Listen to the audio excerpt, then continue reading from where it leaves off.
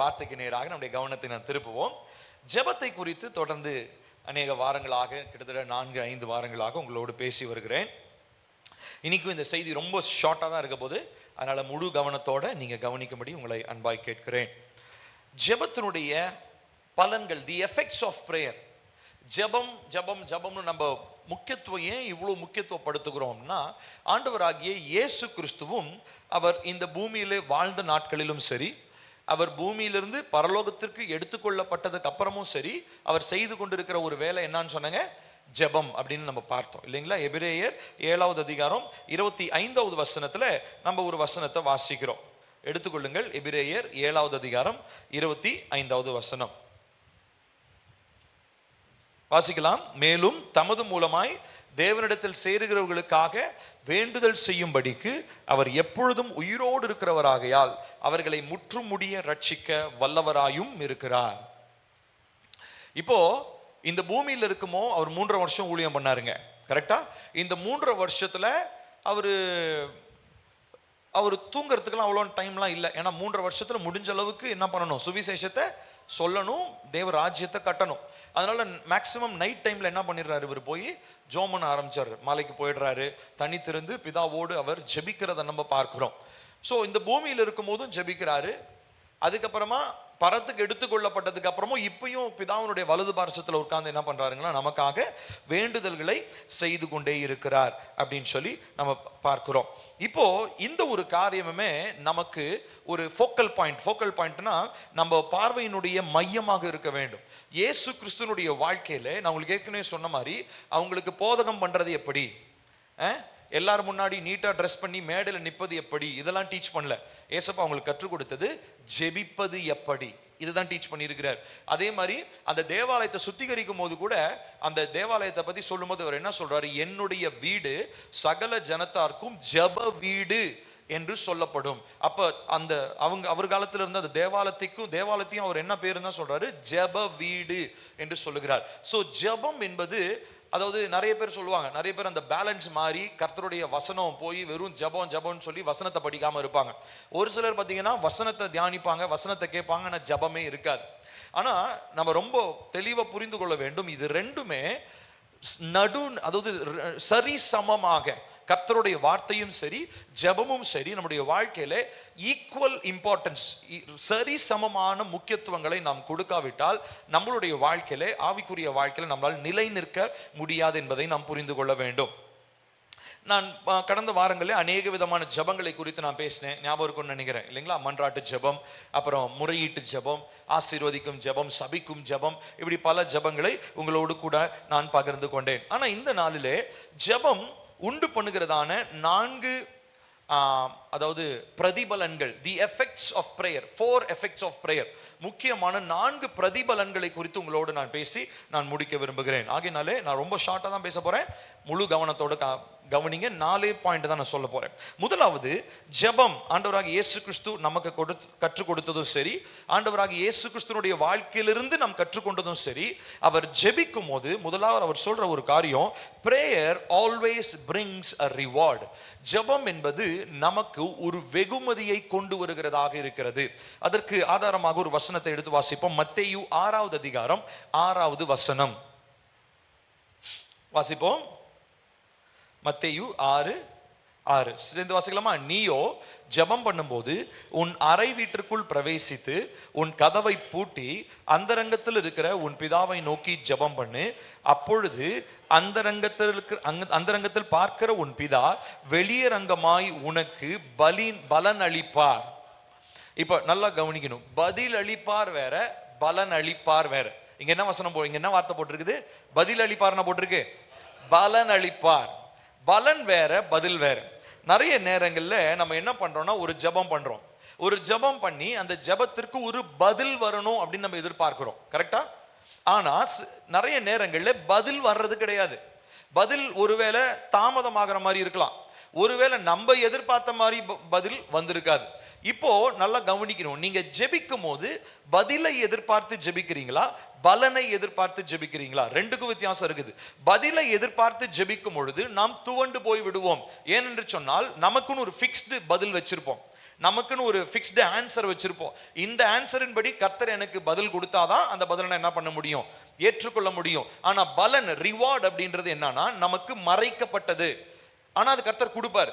இப்போ உதாரணத்துக்குங்க, ஒரு கிஃப்ட், நான் உங்களுக்கு ஒரு கிஃப்ட் கொடுக்குறேன்னு வச்சுக்கோங்களேன். உங்க பிறந்த நாளுக்கு ஒரு கிஃப்ட் கொடுக்குறேன். நான் அந்த கிஃப்டை ஒரு பாக்ஸ்லாம் இல்லாமல் டைரெக்டாக அந்த பொருளையே கொண்டு வந்து உங்களுக்கு கொடுக்குறேன். கிஃப்டாக கொடுக்கும்போது அதில் எந்த ஒரு சுவாரஸ்யமும் உங்களுக்கு இருக்காது. ஆனால் நான் அதில் கிஃப்ட் ரேப்லாம் பண்ணி அது மேலே ஸ்டிக்கர்லாம் ஒட்டி அதெல்லாம் பண்ணி நான் உங்களுக்கு கொடுக்கும்போது எப்படி இருக்கும், உங்களுக்கு ஓப்பன் பண்ணும்போது ஒரு ஒரு ஒரு சுவாரஸ்யம் இருக்கும். என்னவா இருக்கும், ஒரு எதிர்பார்ப்பு இருக்கும் இல்லைங்களா? இதுதான் பலனுக்கும் பதிலுக்கும் இருக்கிறதான வித்தியாசம்.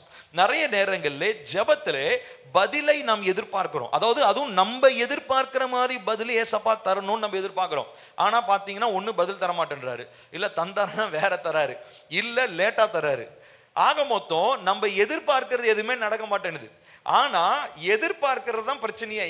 இங்க ஏசப்பாவே தெளிவா சொல்றாரு, நீ பதிலை எதிர்பார்க்காத, ஜெபத்திற்கான பலனை எதிர்பாரு.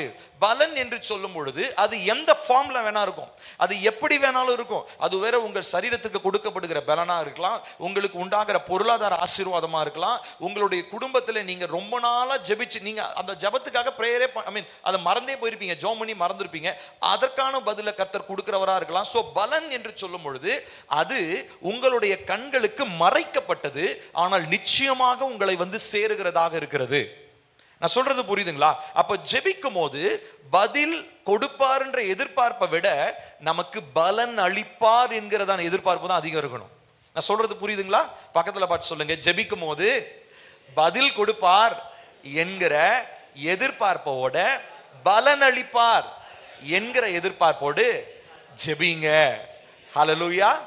இது ரொம்ப ரொம்ப முக்கியங்க. ஏன்னா ரெண்டுக்கும் வித்தியாசம் இருக்கு. பதில்னா நம்ம ஒரு மைண்டை ஃபிக்ஸ் பண்ணிக்குவோம், ஆனா பலன்னா அது என்னன்னு தெரியாது, ஆனா அது கர்த்தரிடத்திலிருந்து நமக்கு வருகிறதாக இருக்கிறது. இப்போ நம்ம ஆதியாகமத்தில் ஒரு வசனத்தை வாசிக்கலாம் பாருங்களேன். ஆதியாகமம் 15வது அதிகாரம் 1வது வசனம்.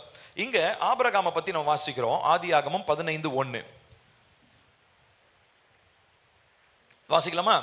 இந்த காரியங்கள் நடந்த பின்பு கர்த்தருடைய வார்த்தை ஆபிரகாமுக்கு தரிசனத்திலே உண்டாகி, அவர், ஆபிராமே நீ பயப்படாதே, நான் உனக்கு கேடகமும் உனக்கு மகா பெரிய பலனுமாய் இருக்கிறேன் அப்படின்னு சொல்லி ஆண்டவர் சொல்றார். போதும், இப்ப நல்லா கவனிக்கணும். 12வது அதிகாரத்துல இருந்து தான் ஆபிரகாமுடைய கதையை ஆரம்பிக்குது.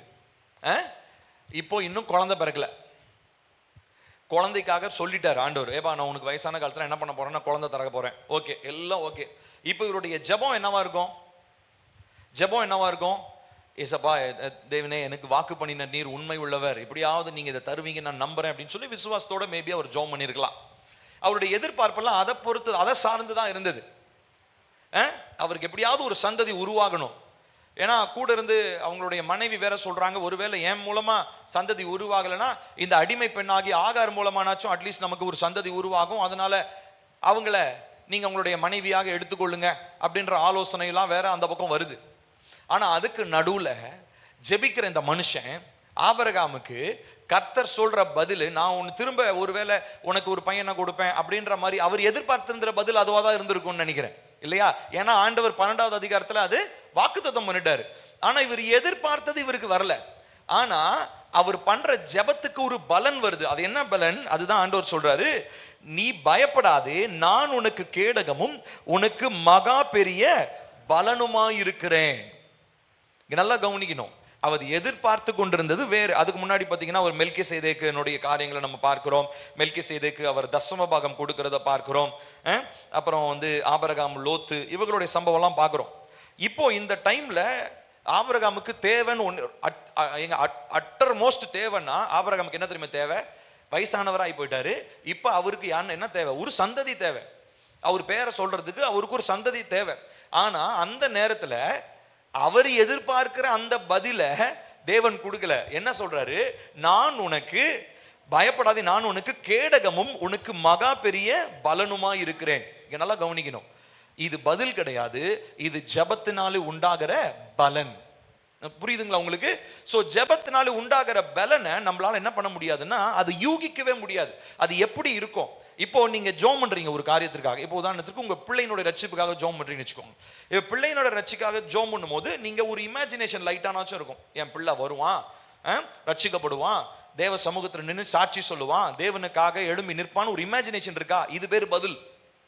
ஆனா நீங்க உங்க பிள்ளைக்காக ஜோம் பண்ணும்போது நீங்க பதிலை எதிர்பார்க்கிறத விட பலனை எதிர்பார்த்து ஜெபிங்கன்னு ஏசப்பா கற்றுக் கொடுக்கிறார். ஒருவேளை நீங்க இமேஜின் பண்ணது நடந்தாலும் நடக்கலனாலும் தாமதமானாலும் அது வேற விதத்துல நடந்தாலும் பலன் என்பது உங்களுக்கு நிச்சயமாக உண்டு. அப்ப ஜெபத்திற்கு பலன் உண்டு என்பதை நாம் ஆணித்தரமாக நம்முடைய இருதயத்திலே பதித்து வைத்துக் கொள்ள வேண்டும். No matter whether we see the results or not. நாம் வெளிப்படையாக நாம் ஜெபிக்கிற ஜெபங்களுக்கு பதில்களை பார்க்கிறோமோ இல்லையோ, ஜெபத்திற்கு பலன் உண்டு. ஏன்னா ஏசப்பா தன்னுடைய சொந்த வாயினாலே சொன்னாரு, நீ மறைவிடத்துல அந்தரங்கத்தினா வானத்தில் இருக்கிறதான பிதாவை நோக்கி நீ ஜெபம் பண்ணும்போது அவர் உனக்கு வெளிப்படையாக, நல்லா கவனிக்கணும், வெளிப்படையாக, நீ மறைவா ஜெபம் பண்ற, ஆனா அந்த பலன் எப்படி இருக்க போகுது, அந்த கிஃப்ட் உனக்கு எப்படி கொடுக்க போறாரு, எல்லார் கண்களும் பார்க்கத்தக்கதாக தான் அந்த பலன் உனக்கு உண்டாக போகிறது. இங்க இங்க இங்க ஆபிரகாமுக்கு இருந்ததான ஒரு பெரிய ரிவார்டு என்ன தெரியுங்களா? ஈசாக்கு கிடையாது. ஆபிரகாமுக்கு இருக்கிறதான பெரிய ரிவார்டு என்ன தெரியுங்களா? ஈசாக்கு கிடையாது. ஆபிரகாமுக்கு இருக்கிற பெரிய ரிவார்டு என்ன தெரியுங்களா? தேவன் அவனுக்கு பலனாக, அவர் கேடகமாக, அதுதான் பெரிய கிஃப்ட். ஈசாக்கு பிறக்கணும்ன்றது மாம்சத்துல இவருக்கு தேவைப்படுற ஒரு ஆசீர்வாதம். ஆனா ஆபிரகாமுக்குன்னு கர்த்தர் கொடுக்கிற ஆசீர்வாதம் என்ன தெரியுங்களா? தேவன் ஆபிரகாமுக்கு கேடகமாக இருந்து மகா பெரிய பலனுமாய் இருக்கிறார் அப்படின்னு சொல்லி. அதே மாதிரி நம்ம ஆராதனையில கூட நான் சொன்னேன் இல்லைங்களா, மோசேவை பற்றி வாசிக்கிறோம். மோசேவை என்னதான் பண்றாரு, எப்படி ஜெபம் பண்றாரு?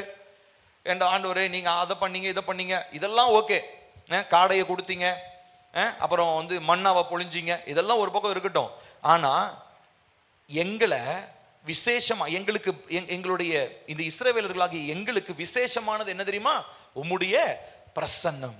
உம்முடைய பிரசன்னம் தான் எங்களை விசேஷமானவர்களா மாற்றுகிறது. தேவான நெடுநாள் விசேஷித்தவன் இல்லைங்களா? ரொம்ப அருமையான ஒரு வார்த்தை அது. இப்போ நல்லா கவனிக்கணுங்க பிரியமானவர்களே, நம்ம எல்லாரும் பதிலை எதிர்பார்த்து ஜெபிக்கிறோமா, பலனை எதிர்பார்த்து ஜெபிக்கிறோமா? இந்த கேள்வியை நான் உங்களுக்கு முன்னாடி வைக்கிறேன். பதிலை நீங்கள் எதிர்பார்க்கும் பொழுது அது ஒருவேளை மாறி வரலாம், தாமதமாகலாம், எப்படி வேணா இருக்கலாம், ஆனா கண்டிப்பா வந்துடும், பதில் வரும். ஆனா அதுக்கு முன்னாடி கர்த்தர் உங்களுக்கு வெளியரங்கமான பலனை அளிக்க போகிறார். நானும் நிறைய நேரம் நான் யோசிச்சிருக்கிறேன், ஆண்டவரே இந்த மாதிரிலாம் ஜெபம் பண்றோம், ஜெபிக்கிறோம். இப்போ நான் ஒரு 3லேருந்து 5 நான் ஜெபம் பண்றேன். எனக்கு கூட டே டைம்ல அப்படி இப்படி ஏதாவது கொஞ்சம் டயர்டாக இருந்தால் கூட ரெஸ்ட் எடுத்துக்கலாம். இப்போ நான் ஜெபம் பண்றேன்னு சொல்லிட்டு என் கூட நிறைய பேர், இப்போ 50 பேர் சேர்ந்து ஜெபம் பண்றாங்க. அவங்களுக்கு பாவம் எவ்வளோ டயர்டா இருக்கும், வேலைக்கு போறவங்க இருக்கிறாங்க. நான் அதெல்லாம் யோசிப்பேன். நான் ஆண்டவரே இவங்களுக்கெல்லாம் எப்படி ஐ மீன் என்ன அவங்களுக்கு சரீரத்தில் பலவீனமா இருக்கும் இல்லையா, தூக்கம் இல்லாததுனால, இதெல்லாம் நான் யோசிச்சிருக்கேன். அப்போதான் ஆண்டவர் என்னுடைய மரமண்டை ஒரு தட்டி இந்த வசனத்தை என்னை வாசிக்க வச்சார்.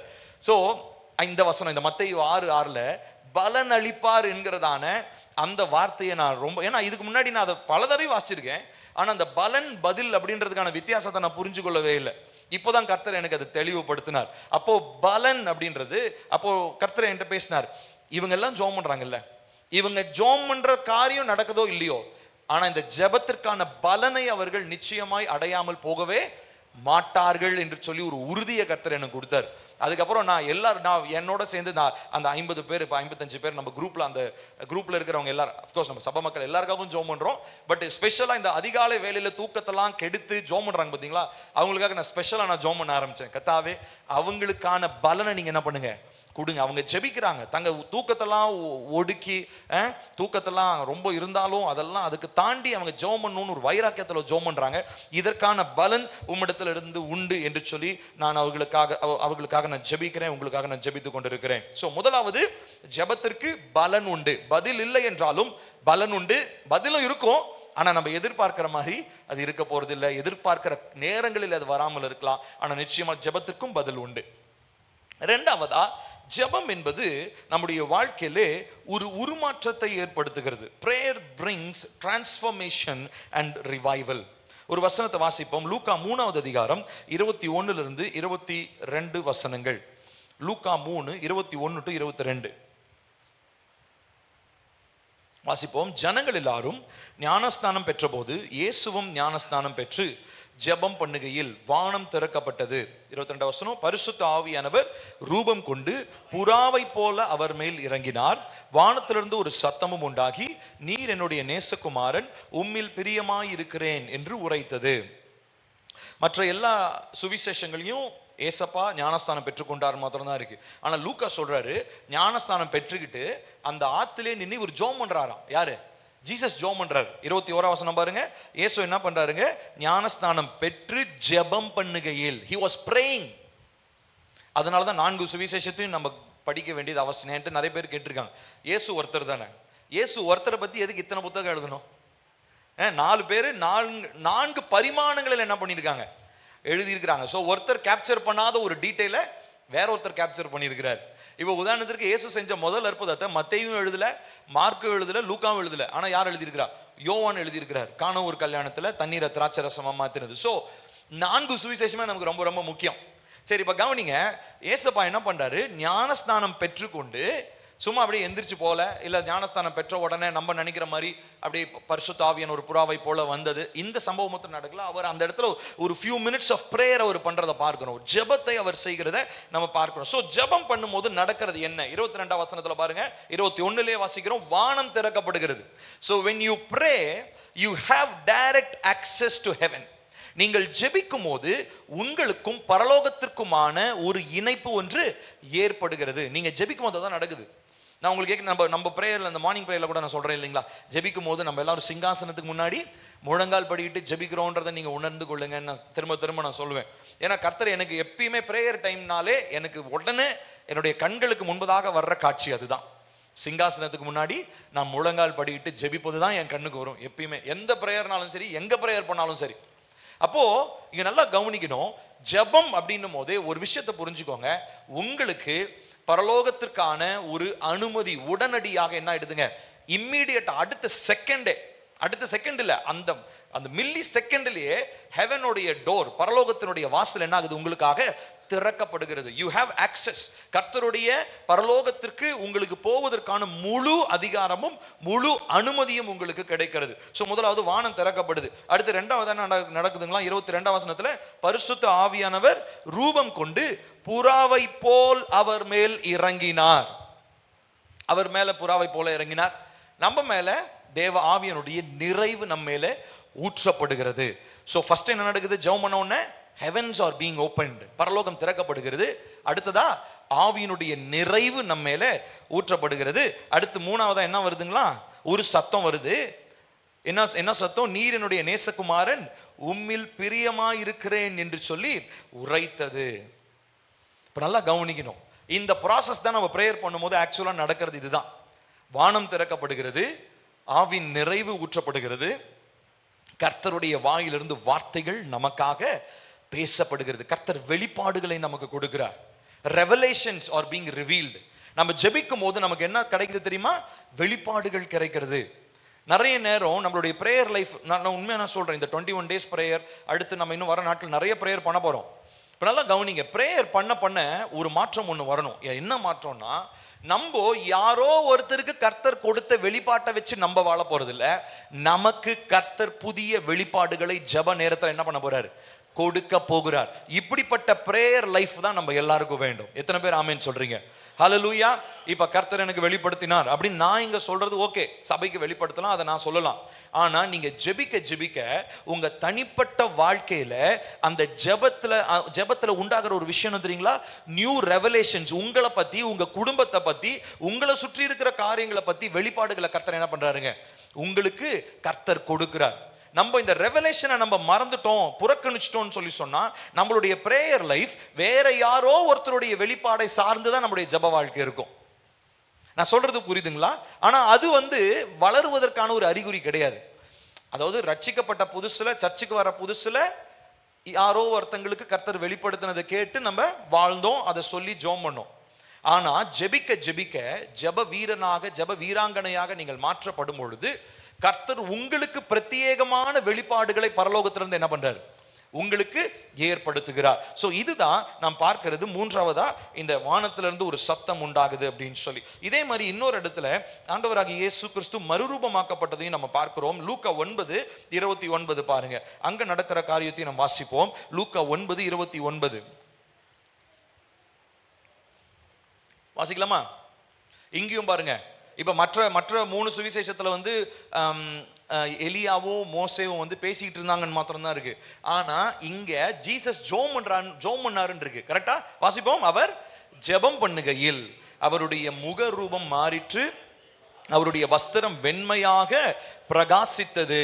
நல்லா கவனிக்கணும். இது ஸ்பிரிட் ரெல்ம்ல இல்ல, நெஜத்திலேயே அங்க இருந்ததான பேதுரு, யாக்கோபு, யோவான் இவங்க கண்ணுக்கு பிரத்யட்சமா தெரியற மாதிரியே ஜீசஸோடைய முகம் என்னவா மாறிடுச்சான், பிரகாசமா மாறிடுச்சுங்களாம். அப்போ இதுதான் ஜெபிக்கும் போது நம்ம வாழ்க்கையில நடக்கக்கூடியதான ஒரு மாற்றம். நான் சொல்றது புரியுதுங்களா உங்களுக்கு? மோசே கூட 40 நாள் எங்க இருந்தாரு? சீனாய் மலையிலிருந்து கீழே வந்தாருங்களா? கீழே வந்த உடனே அவருடைய முகம் எப்படி இருந்ததுங்களா? பிரகாசமா இருந்ததா. எந்த அளவுக்கு பிரகாசம் தெரியுமா? லைட் போட்ட மாதிரி. இன்ஃபேக்ட் வந்து வசனம் என்ன சொல்லுதுன்னா, மோசேவனுடைய முகத்தை பார்க்க முடியாததுனால, இப்ப நம்ம மேரேஜுக்கெல்லாம் வெயில் போட்டுட்டு வருவாங்க பாத்தீங்களா, அந்த மாதிரி மோசே என்ன பண்ணிட்டு இருக்கிறாரு, வெயில் போட்டு தான் உட்கார்ந்து இருக்கிறாரு. இந்த மனுஷனுடைய மூஞ்சியே அதுக்கப்புறம் யாரும் பார்க்கவே இல்லை போல. மோசேவனுடைய முகம் எப்படி இருக்குன்னு யாருக்குமே அதுக்கப்புறம் தெரியல. ஏன் தெரியுமா? முகத்துல அப்படிப்பட்டதான தேவனுடைய மகிமை அவருடைய முகத்திலே பிரத்யட்சமா லைட் மாதிரியே இருந்திருக்குதுங்க. இது வந்து நீங்க லிட்டரலா நீங்க அதாவது லாஜிக்கலா யோசிச்சு பார்த்தீங்கன்னா இது உங்களால நம்ப முடியாது. ஆனா கர்த்தருடைய வார்த்தை பொய்யுரையாம நம்ம கிட்ட சொல்ற ஒரு காரியம் அதுதான். சரீர பிரகாரத்திலும் முகத்திலையும் நம்முடைய பேச்சுல தோரணையில கூட கர்த்தருடைய மகிமையை ஜெபிக்க நம்ம என்ன பண்ண முடியும் தெரியுமா? வெளிப்படுத்த முடியும். அப்ப ஜெபிக்கிற மனுஷங்களுடைய முகத்தை பார்த்தாலே நம்ம என்ன பண்ணிடலாம், சொல்லிடலாம் இவன் ஜெபிக்கிற மனுஷன்.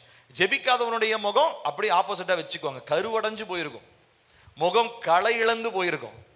அவன் என்னதான் மேக்கப் போட்டிருந்தாலும் முகத்துல கலையே இருக்காது. ஆனா ஜெபிக்கிறவங்களுக்கு மேக்கப்பே தேவையில்லை, எந்த மேக்கப்பும் தேவையில்லை.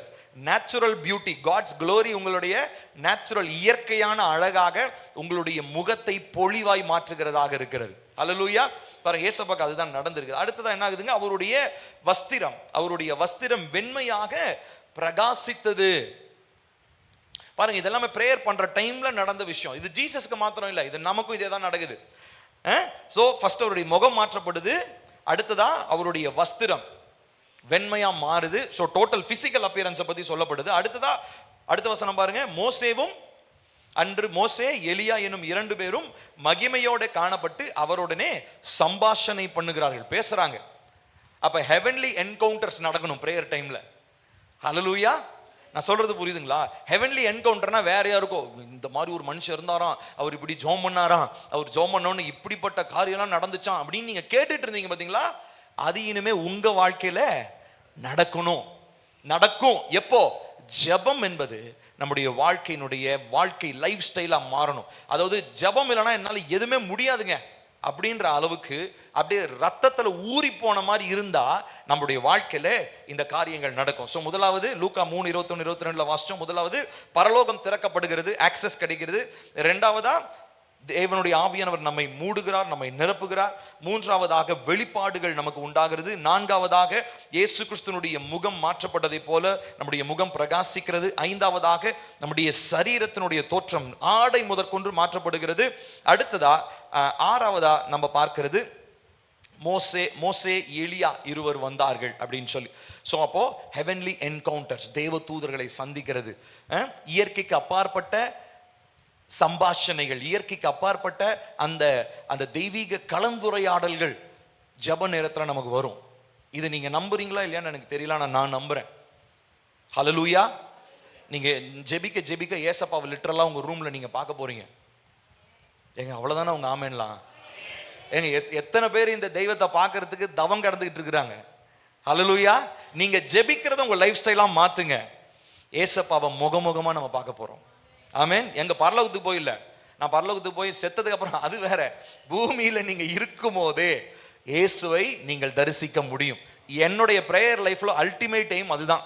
நான் எதுக்காக ஜெபம் பண்றேனோ இல்லையோ, ஏசப்பா உங்களை நான் முகமுகமா நான் பார்க்கணும், க்ளோஸாக நான் பார்க்கணும் பிசிக்கலா. ஏன்னா எத்தனையோ பேருக்கு நீங்க வெளிப்பட்டு இருக்கிறீங்க, எத்தனையோ பேர் தங்களுடைய வாழ்க்கை மாற்றப்பட்டதை வெறும் கேள்விதான் பட்டிருக்கிறேன், ஆனா நான் இதை அனுபவிக்கணும். இப்படிப்பட்ட வாஞ்சை இருந்ததுன்னா ஜெபம் உங்களுடைய முக்கியமான பங்காக மாற வேண்டும். சரி, முதலாவது சொன்னேன், ஜெபம் என்பது பலனை கொண்டு வரும். ஜெபம் என்பது மாற்றத்தை, உருமாற்றத்தை, எழுப்புதலை உண்டாக்கும் என்று பார்க்கிறோம். மூன்றாவதாக, ஜெபம் என்பது இட் பிரிங்ஸ் ரிலீஸ், அது விடுதலையை உண்டாக்குகிறதாக இருக்கிறது. ஜெபம் விடுதலையை உண்டாக்குகிறதாக இருக்கிறது. லூக்கா 22வது அதிகாரம் 40 - 42.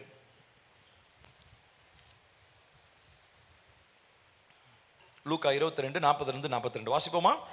அவ்விடத்தில் சேர்ந்த பொழுது அவர் அவர்களை நோக்கி, நீங்கள் சோதனைக்குட்படாதபடிக்கு ஜெபம் பண்ணுங்கள் என்று சொல்லி அவர்களை விட்டு கல்லெறி தூரம் அப்புறம் போய் முழங்கால் படியிட்டு, பிதாவே, உமக்கு சித்தமானால் இந்த பாத்திரம் என்னை விட்டு நீங்கும்படி செய்யும், ஆயினும் என்னுடைய சித்தத்தின்படி அல்ல, உம்முடைய சித்தத்தின்படியே ஆக கடவது என்று ஜெபம் பண்ணினார். இப்போ நல்லா கவனிக்கணும், ஜெபத்துல நிறைய நேரங்கள்ல நமக்கு ஒரு போராட்டம் இருக்குன்னு வச்சுக்கோங்களேன். அந்த போராட்டத்தை நம்ம எப்படி ஜெபம் பண்ணுவோம்? ஏசப்பா, இந்த போராட்டம் மாறணும், அப்படித்தானே ஜெபம் பண்ணுவோம். ஒரு போராட்டமா இருந்துச்சுன்னா இந்த போராட்டம் மாறணும்னு ஜெபம் பண்ணுவோம். ஆனா நீங்க ஜெபிக்கும் போது ஒரு ஹையர் மெச்சூரிட்டி லெவலுக்குள்ள போயிட்டீங்கன்னா நீங்க போராட்டத்தை எப்படி தெரியுமா பார்ப்பீங்க? ஏசப்பா ஜெபம் பண்ண மாதிரி தான்.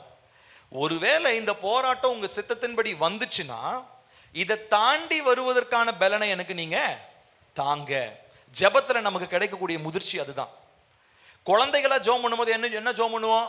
ஏசப்பா, எனக்கு பிரச்சனையே வரக்கூடாது, ஒட்டு மொத்தமா எல்லா பிரச்சனையும் என்ன பண்ணிடுங்க, ஆமா எனக்குன்னு எழுதி வச்சிருப்பீங்க பார்த்தீங்களா, அந்த பிரச்சனைலாம் கேன்சல் பண்ணி வெறும் ஆசீர்வாதம் ஆசீர்வாதம் ஆசீர்வாதம் ஆசீர்வாதம் மாத்திரமே எனக்கு வரணும் அப்படின்னு நம்ம ஜெபம் பண்ணோம்னா இது குழந்தைத்தனமான ஜெபம். ஆனா தேறின மனிதர்களாய் பூரண புருஷர்களா மாறணும்னா அந்த ஜெபத்துல எப்படி இருக்கும்னா, இந்த மாதிரி ஏதாவது பிரச்சனையோ சூழ்ச்சியோ இந்த மாதிரி எதிர்மறையான காரியங்களோ போராட்டங்களோ வரும்போது ஏசப்பா மாதிரி ஜெபம் பண்றதுக்கு நமக்கு ஒரு இருதயம் இருக்கும், ஆட்டோமேட்டிக்காவே வந்துடும். ஜெபிக்க ஜெபிக்க எப்படிப்பட்ட இருதயம்? இந்த பாத்திரம் என்னை விட்டு நீங்க கூடுமானால் நீங்கட்டும், ஆகிலும் உம்முடைய சித்தத்தின்படி அது ஆக கடவது. ஒருவேளை நான் அந்த ஸ்ட்ரகிளை என்டியோர் பண்ணணும், அந்த போராட்டத்தின் வழியாக நான் கடந்து வர வேண்டியது தேவ சித்தமா இருந்தா அதையும் கடந்து வருவதற்கு கர்த்தர் எனக்கு என்ன பண்ணுவாருங்க? நிச்சயமாக எனக்கு உதவி செய்வார். அப்போ கர்த்தர் நம்முடைய ஜெபத்திற்கான பதில அவர் தாமதம், அதாவது ஜெபத்திற்கான பதில் உடனே வரல, தாமதம் ஆயிட்டு இருக்கு அப்படின்னா அந்த தாமதம் ஆகிற காலம் இருக்கு பார்த்தீங்களா, நல்லா கவனிக்கணும். தாமதம் ஆகுகிற காலம் இருக்கு இல்லைங்களா, அந்த காலத்துல கர்த்தர் என்ன தெரியுங்களா பண்ணுவாரு? நம்மள உற்சாகத்தினாலும் பலத்தினாலும் நம்மை நிரப்புகிறார். இது ஒரு வசனத்தை வாசிக்கலாம் பாருங்க. வெளிப்படுத்தின விசேஷம் 6வது அதிகாரம் 10 - 11 வசனங்கள். இங்க எதிர்காலத்துல இனிமே நடக்க போற ஒரு சம்பவம் தான் இது. ஆனா அங்க இருந்து ஒரு செய்தியை நம்ம கற்றுக்கொள்கிறோம். வெளிப்படுத்தின விசேஷம் 6 10 - 11 சேர்ந்து வாசிப்போம். அவர்கள், பரிசுத்தமும் சத்தியமும் உள்ள ஆண்டவரே, தேவரீர் பூமியின் மேல் குடியிருக்கிறவர்களிடத்தில் எங்கள் இரத்தத்தை குறித்து எதுவரைக்கும் நியாய தீர்ப்பு செய்யாமலும் பழி வாங்காமலும் இருப்பீர் என்று மகா சத்தமிட்டு கூப்பிட்டார்கள். அடுத்த வசனம், அப்பொழுது அவர்கள் ஒவ்வொருவருக்கும் வெள்ளை அங்கிகள் கொடுக்கப்பட்டது. அன்றியும் அவர்கள் தங்களைப் போல கொலை செய்யப்பட போகிறவர்களாகிய தங்கள் உடன் பணிவிடைக்காரரும் தங்கள் சகோதரருமானவர்களின் தொகை நிறைவாகும் அளவும் இன்னும் கொஞ்ச காலமும் இளைப்பாற வேண்டும் என்று அவர்களுக்கு சொல்லப்பட்டது. இப்போ 10வது வசனத்துல ஒரு பிரேயர் பண்றாங்க. என்ன பிரேயரு? என் ரத்தத்தை சிந்தினவங்களுக்கு நீங்க எப்ப நியாயம் செய்வீங்க? பதில் என்னவா இருக்கணும்? நியாயம் செய்வேன், நியாயம் செய்ய மாட்டேன்றதான பதிலா இருக்கணும். ஆனா பதில் என்ன வருது தெரியுங்களா? அதுக்கு சம்பந்தமான பதிலே இல்லாம வேற ஒண்ணு பண்றாரு ஆண்டவர். என்ன பண்றாரு? அவங்களுக்கு ட்ரெஸ் போட்டு விடுறாராம். ட்ரெஸ் யாருங்க கேட்டா? என் ஜபத்துக்கு என்ன சிந்தப்பட்ட ரத்தத்துக்கு நியாயம் வேணும் தானே கேட்டேன். ஆனா அடுத்து என்ன நடக்குது? 11 வசனத்துல வாசிக்கிறோம், அவங்க மேல ஒரு வெள்ளை அங்கி கொடுக்கப்பட்டது. எதுக்காக வெள்ளை அங்கி கொடுக்கணும்? அது இல்லாம பாருங்க, அவங்களுக்கு ஒரு சில காரியங்கள்லாம் சொல்லிட்டு இன்னும் கொஞ்ச காலம் இளைப்பாருங்கள், take rest for some time. இப்போ ஜெபத்திற்கான டிலே வரும்போது you need to understand God is clothing you with glory and giving you rest for some time. ஏன்னா அதுக்கப்புறம் நீங்க ஜெபிக்கிறதான ஜெபத்திற்கு பதில் வந்தா நீங்க அது பயங்கர பிஸி ஆயிடுவீங்க. அதுக்கு முன்னாடி you need to rest for some time. நீங்கள் இளைப்பாற வேண்டியது அவசியம். அது எப்படிப்பட்ட இளைப்பாறுதல்?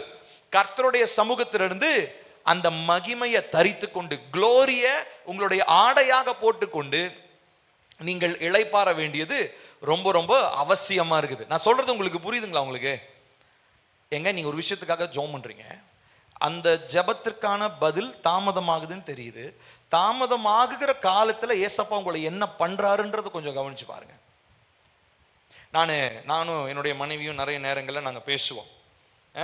ஸோ நிறைய நேரம் நான் இப்போவே பயங்கரமாக என்னுடைய கற்பனை இல்லை, நான் யோசித்து வச்சுருக்கேன். குழந்தைகள்லாம் பிறந்த உடனே எப்படி நம்மளுடைய பேச்சு இருக்க போது அதெல்லாம். அதில் முக்கியமாக நான் யோசித்து வச்ச ஒரு ஸ்பாய்லர் அலர்ட் சொல்கிறேன் உங்களுக்கு. நான் என்ன சொல்ல போகிறேன்றதை சொல்கிறேன். கர்த்தர் எனக்கு கொடுத்த ஒரு தெளிவின்படி நான் புரிஞ்சுக்கிட்ட ஒரு விஷயம் தெரியுங்களா? கர்த்தர் எனக்கு கொடுக்க போகிறதான அந்த கர்ப்பத்தின் ஆசீர்வாதத்துக்கு நான் ஃபர்ஸ்ட் நன்றி சொல்றதை விட, கர்த்தர் எனக்கு தாமதமாக கொடுத்தாரு பார்த்தீங்களா, அதற்காக தான் நான் நன்றி சொல்வேன். ஏன் தெரியுமா? தாமதமான காலத்தில் தான் என் கர்த்தர் யார் என்று நான் புரிந்து கொண்டேன். எனக்கு குழந்தை பிறக்கிறது அப்படின்றது ரெண்டாவதுங்க. உலகத்துக்கு வேணா அது ஃபர்ஸ்ட் ப்ரையாரிட்டி, எனக்கு அது ரெண்டாவது தான். எனக்கு என்னுடைய ஃபர்ஸ்ட் ப்ரையாரிட்டி என்ன தெரியுமா? என் தேவனை நான் இன்னும் அறிய வேண்டும்.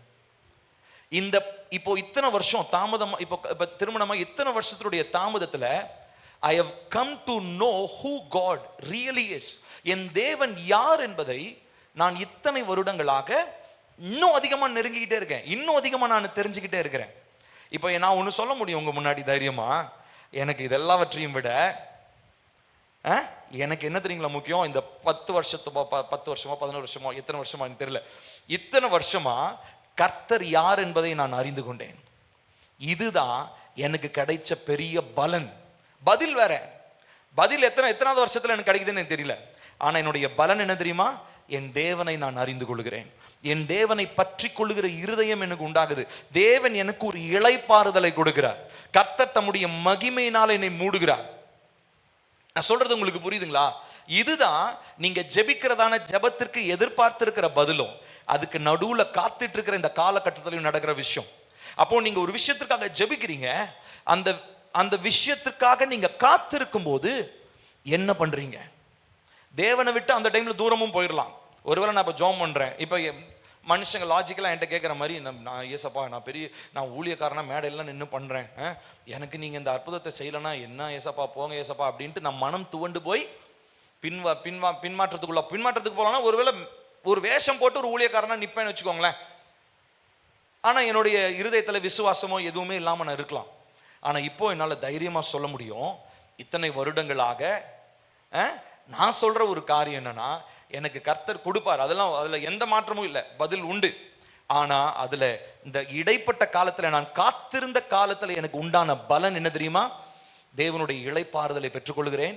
தேவன் யார் என்பதை மிகவும் தெளிவாக அறிந்து கொள்ள ஆரம்பிச்சிருக்கிறேன். இன்னும் நான் அறிஞ்சுக்கிட்டே இருக்கிறேன். ரொம்ப முக்கியமா, கர்த்தர் தம்முடைய மகிமையினால் என்னை நிரப்பி கொண்டிருக்கிறார். அல்லேலூயா. எனக்கு மாத்திரம் இல்லை, நானும் என் மனைவி நாங்கள் அதுக்காக தான் நாங்கள் ஜெபம் பண்றோம். ஏசப்பா இது எத்தனை வருஷமா அதெல்லாம் எங்களுக்கு தெரியாது, ஆனா இடைப்பட்ட காலத்தில் கர்த்தருடைய மகிமை எங்களை நிரப்பணும். எங்களுக்கு பதில் வருதோ இல்லையோ, உம்முடைய பலன் எங்களுக்கு உண்டாக வேண்டும். ஸோ இதுதான் நம்மளுடைய, நான் உங்க முன்னாடி ஒரு சாட்சியா நிற்கிறேன். என்னுடைய வாழ்க்கையை பார்த்து உங்களுடைய வாழ்க்கையில் ஒருவேளை நீங்க யோசிச்சு பாருங்க. நீங்க எத்தனையோ காரியங்களுக்காக நீங்க ரொம்ப நாளா ஜெபம் பண்ணலாம், ரொம்ப வருஷமா நீங்க ஜெபம் பண்ணலாம். ஆனா நீங்க இதற்காக நீங்க ஜெபம் பண்ணும்போது உங்களுடைய இருதயத்தில் வருகிறதான அந்த அந்த அந்த கன்க்ளூஷன் என்ன ஒரு முடிவுக்கு வரீங்க? பிரேயர் பண்ணிட்டு என்ன கன்க்ளூஷனுக்கு நீங்க வரீங்க? ஜெபம் பண்ணிட்டு பதில் கொடுப்பாரு அப்படின்னு உட்கார்ந்துட்டு இருக்கிறது இல்ல. பலன் என்ன? பலனை கர்த்தர் உடனடியாக தரப்போகிறார்.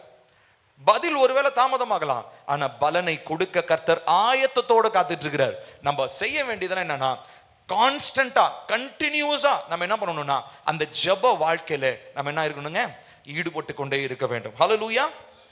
அப்போ இந்த மனிதர்கள் பாருங்க, இவங்கெல்லாம் தேவனுக்காக நியாயமா ரத்தம் செஞ்சு செத்து போனவங்க. இவங்க பரலோகத்துல போய் என்ன பண்றாங்களா, எங்களுக்காக எப்ப நியாயம் செய்வீங்கன்னு உடனே ஏசப்பா என்ன பதில் சொல்றாரு? அதெல்லாம் நியாயம் எல்லாம் இப்ப செய்ய முடியாதுன்னு சொல்லல, அது லேட்டர் ஆன் நடக்க போகுது. ஆனா ஃபர்ஸ்ட் இப்போதைக்கு உங்களுக்கு நீங்க என்ன பண்ணுங்க, உங்களுக்கு ஒரு ட்ரெஸ் கொடுக்குறேன், ஒரு வெள்ளை கலர் ட்ரெஸ் கொடுக்குறேன், எல்லாம் அங்கி போட்டுக்கோங்க. போட்டுக்கிட்டு என்ன பண்ணுங்க, இன்னும் கொஞ்ச நேரம் நீங்க ரெஸ்ட் எடுங்க. ஏன்னா காத்து கொண்டு இருக்கிற நேரத்தில் அலைமோதி கொண்டு இருக்கிறது இல்ல, இளைப்பாற வேண்டியது அவசியமாக இருக்கிறது. when the answer to your prayer is delayed, God clothes you with robe of comfort. நம்முடைய ஜெபத்திற்கான பதில் தாமதமாகி கொண்டிருக்கும் பொழுது கர்த்தர் உங்களை தம்முடைய ஆறுதல் என்கிறதான ஆடையினாலே, மகிமையின் ஆடையினாலே உங்களை மூடுகிறவராக இருக்கிறார். ஹல்லேலூயா. இது ஒரு அருமையான ஒரு வெளிப்பாடு. கர்த்தர் எனக்கு இந்த காரியத்தை வெளிப்படுத்தினார். உங்களுக்கு அது எப்படியோ தெரியல, நான் இன்னைக்கு உங்களுக்கு சொல்றேன், இதை நல்லா கேளுங்க. உங்களுடைய ஜெபத்திற்கான பதில் தாமதமாகும் பொழுது மறந்துடாதீங்க, பலன் உங்கள் பக்கத்துல தான் இருக்குது. You just need to reach out your hand and grab it. உங்களுடைய கரங்களை நீட்டி நீங்கள் அதை எடுத்துக்கொள்ளணும், அவ்வளவுதான். ஆனா நம்ம பதில மாத்திரமே பார்த்துட்டு இருக்கோம். பதில மாத்திரம் பார்த்துட்டு இருந்தீங்கன்னா நீங்க சோர்ந்து போயிடுவீங்க. பலனை பார்க்க ஆரம்பிங்க. ஜெபத்திற்கான பலன் என்ன என்பதை தேட ஆரம்பிங்க. கர்த்தர் உங்களுக்கு, நீங்க காத்திருக்கிற அந்த காலத்துல தன்னுடைய மகிமையை வெளிப்படுத்துவாரு, இளைப்பாறுதலை தருவாரு. நிச்சயமா உங்களுடைய ஜெபத்திற்கான பலனும் உண்டு, ஜெபத்திற்கான பதிலும் உண்டு. ஹல்லேலூயா, ஆமென். நான்காவதாக, கடைசியாக நாம் பார்த்து முடிக்க போகிறோம். ஜெபத்திற்கு நிச்சயமான விளைவுகள் உண்டு. prayer brings effects and results. ஜெபத்திற்கு நிச்சயமான விளைவுகள் உண்டு. இந்த செய்தியை நேற்று நான் ஆயத்தம் பண்ணி கொண்டிருக்கும் போது கர்த்தர் என்னோடு கூட பேசின ஒரு காரியம் நான் ஆங்கிலத்தில் சொல்றேன், அதுக்கப்புறமா உங்களுக்கு தமிழ்ல சொல்றேன். prayer does not change God, but it can change everything else. நல்லா கவனிக்கணும். ஜெபம் என்பது தேவனை மாற்றக்கூடியது அல்ல. ஆனால் ஜெபத்தினாலே தேவனை தவிர்த்து மற்ற எல்லா விஷயத்தையும் உங்களால் என்ன பண்ண முடியும்? மாற்ற முடியும். இதை நல்லா உங்க மனசுல நல்லா ஆழமா பதிய வச்சுக்கோங்க. ஜெபத்தினாலே தேவனை நீங்க மாற்ற முடியாது, அவர் மாறுகிறவரும் அல்ல. ஆனால் ஜெபத்தினாலே தேவனை தவிர்த்து மற்ற எல்லா காரியங்களையும் என்ன பண்ண முடியும்? மாற்ற முடியும். இந்த நம்பிக்கையை உங்க மனசுல ஆழமா பதிய வச்சுக்கோங்க. அதை எரேஸ் பண்ணிடக்கூடாது, அதை மறந்துடாதீங்க. எந்த சூழ்நிலையிலும் முதலாவது உங்களுக்கு ஃபர்ஸ்ட் ஞாபகம் வர வேண்டியது என்னது? ஜெபம். தேவ சமூகத்தில் இதை நான் எப்படி தெரியப்படுத்த போறேன், எங்க தெரியப்படுத்த போறேன், இதற்கான பலன் என்ன, என்ன சூழ்நிலையில கர்த்தரிடத்துல சொல்லி நான் இதை எப்படி, இந்த சூழ்நிலையில நான் எப்படி பிரேயர் பண்ணணுன்றதுதான் நம்முடைய ஃபர்ஸ்ட் ரிசார்ட். நம்முடைய முதல் பதில் அதுவாக தான் இருக்கணும். நம்முடைய முதல் யோசனை என்ன தெரியுமா? ஒரு சூழ்நிலை எதிர்பாராத விதத்தில் உங்களுக்கு டக்குன்னு ஒரு சூழ்நிலை வருது, உடனே உங்களுடைய சிந்தை எங்க போகணும் தெரியுமா?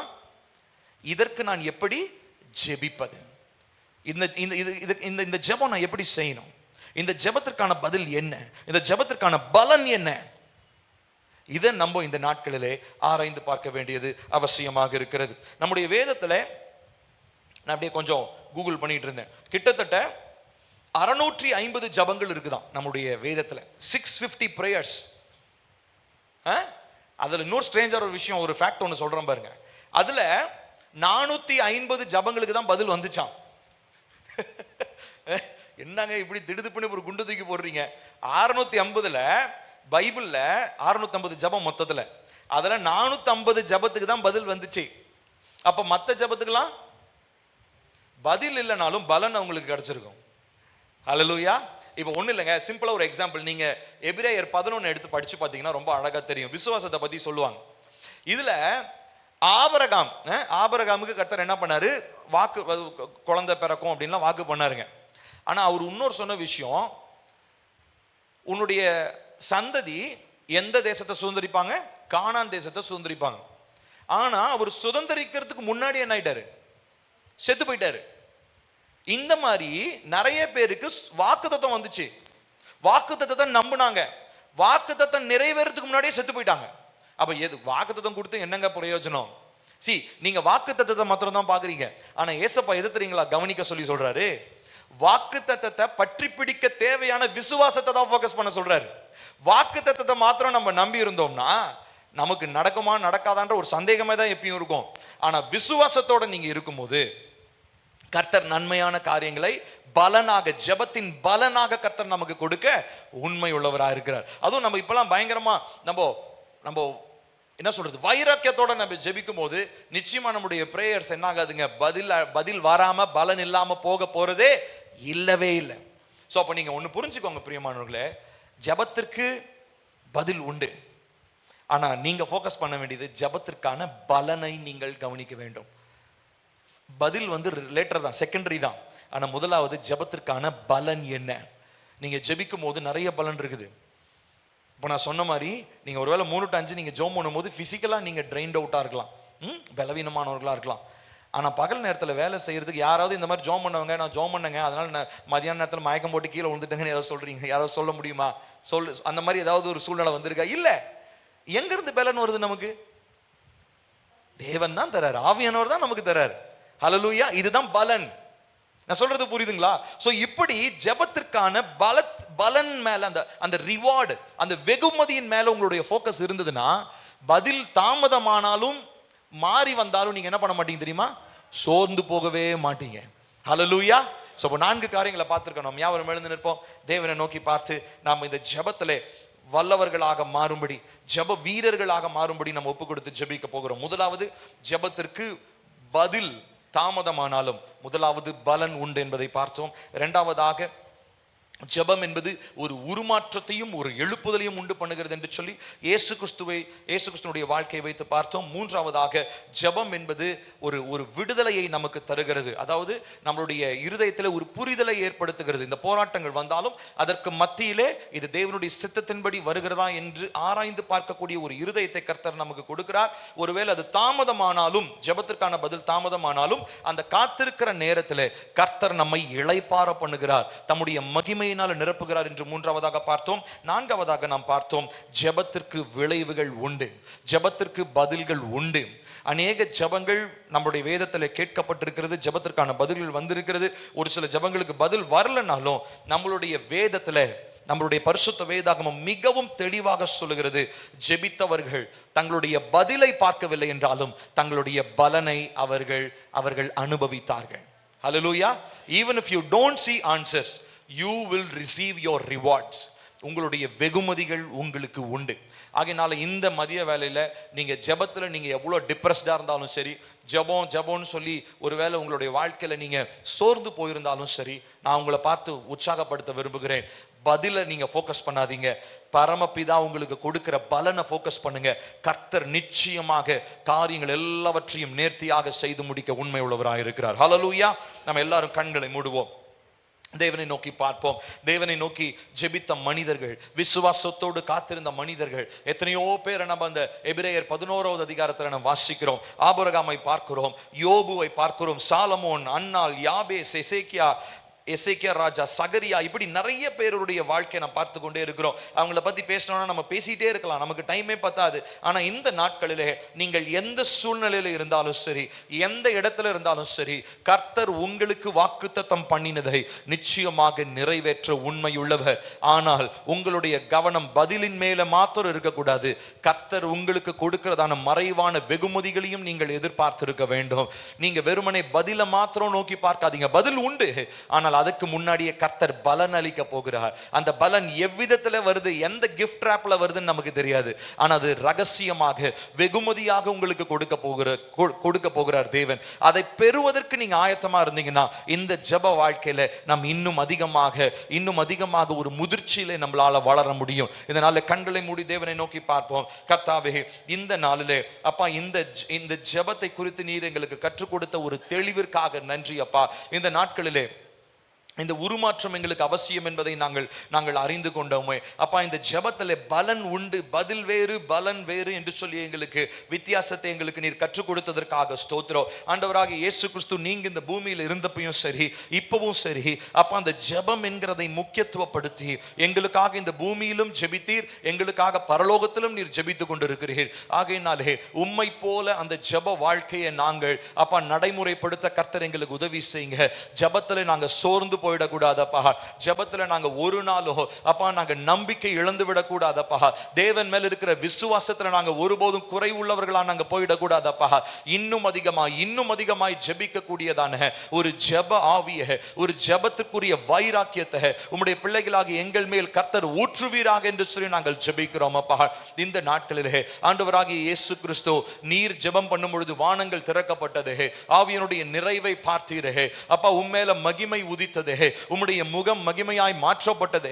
இப்படி எத்தனையோ காரியங்களை பார்க்கிறோம். அதன்படி நாங்கள் எங்களுடைய வாழ்க்கையில இந்த மகிமையை பார்க்க, இந்த மகிமையை நிறைவாய் பெற்றுக்கொள்ள, இந்த ஜெப அபிஷேகத்தை நாங்கள் நிறைவாய் பெற்றுக்கொள்ள அப்பா, பதில்களை மாத்திரமல்ல பலன்களை எதிர்பார்த்து காத்திருக்கிற தேவ மனிதர்களாய் கர்த்தர் எங்களை மாற்றுவீராக என்று சொல்லி நாங்கள் ஜெபிக்கிறோம். ஆனால் எங்களுக்கு ஒரு நிச்சயம் உண்டாப்பா, எங்களுடைய ஜெபங்கள் நிச்சயமாய் வீண் போவது இல்லை.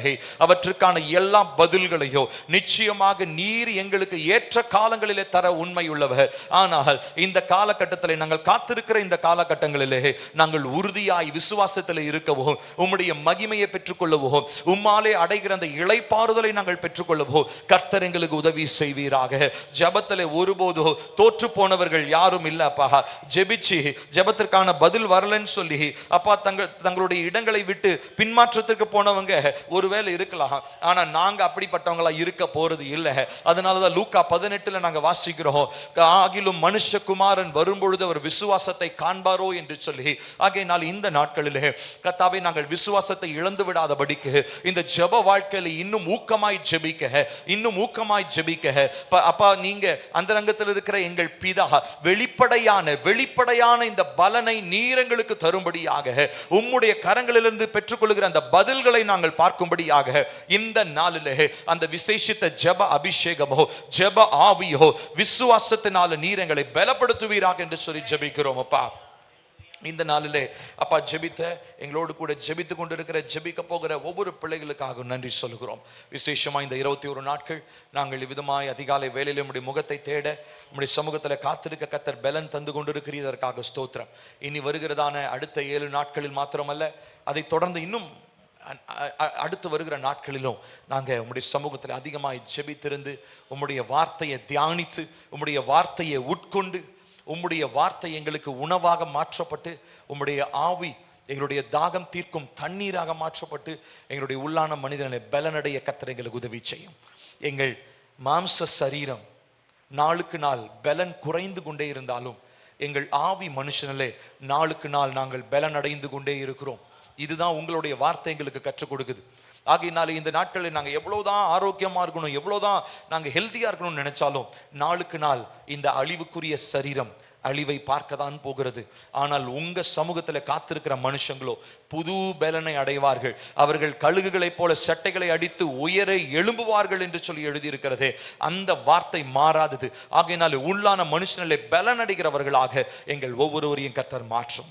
நீர் மாத்திரம் உயர்ந்துரும். ஜெப அபிஷேகத்தினாலே எங்க வீட்டில் இருக்கிற ஒவ்வொருத்தரையும் நிரப்புங்க, எங்க குடும்பத்தில் இருக்கிற எல்லாரையும் நிரப்புங்க, எங்க சபை மக்கள் ஒவ்வொருத்தரையும் நிரப்புங்க, எங்க சின்ன பிள்ளைங்க, பெரியவங்க, வாலிப பிள்ளைங்க எல்லாரும் இன்னும் அதிகமாய் ஜெபிக்க கர்த்தர் உதவி செய்யும். நீர் மாத்திரம் உயர்ந்துரும். உடைய வருகைக்காக எங்களை ஆயத்தப்படுத்தும், பரிசுத்தப்படுத்தும். எல்லா துதிகன மகிமை உமக்கே. இயேசுவின் நாமத்தில் கேட்கிறோம் நல்ல பிதாவே, ஆமென். நம்முடைய கர்த்தராகிய இயேசு கிறிஸ்துவின் கிருபையும் பிதாவாகிய தேவனுடைய அன்பும் பரிசுத்த ஆவியினுடைய காவலும் ஐக்கியமும் நம் அனைவரோடும் இன்றும் என்றும் சதா காலங்களில் நிலைத்திருப்பதாக. ஆமென்.